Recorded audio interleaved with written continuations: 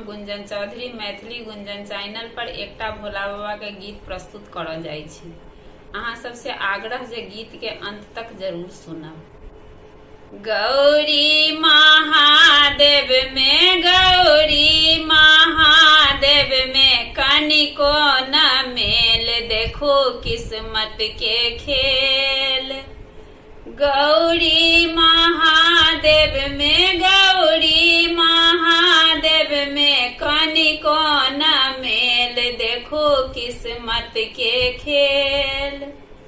तेला फूलेला कोबर घर गेल, तेला फूलेला कोबर घर गेल। तब ते में भोला बाबा, तब ते में भोला बाबा भस्म ले पी लेल, देखो किस्मत के खेल। गौरी महादेव में गौरी महादेव में कनिको न मेल, देखो किस्मत के खेल।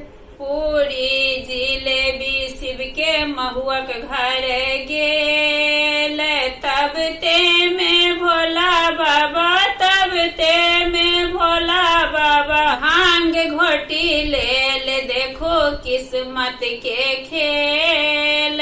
गौरी महादेव में गौरी महादेव में कनिको न मेल, देखो किस्मत के खेल।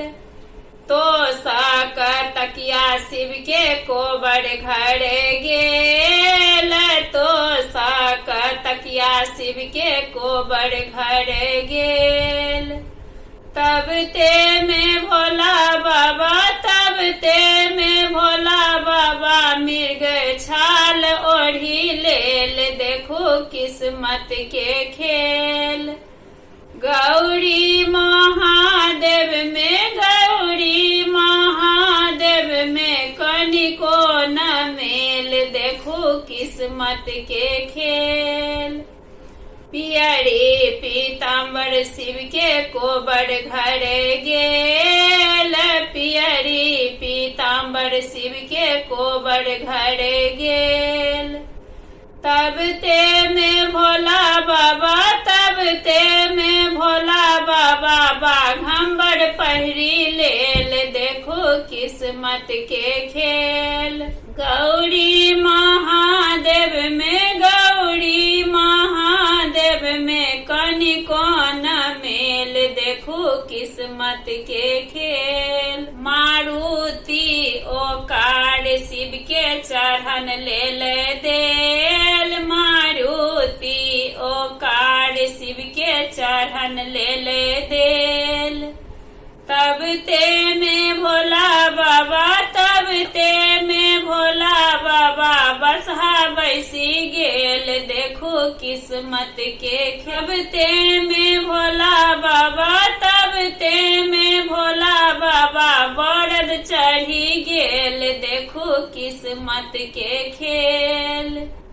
गौरी महादेव में गौरी महादेव में कनिको न मेल, देखो किस्मत के खेल।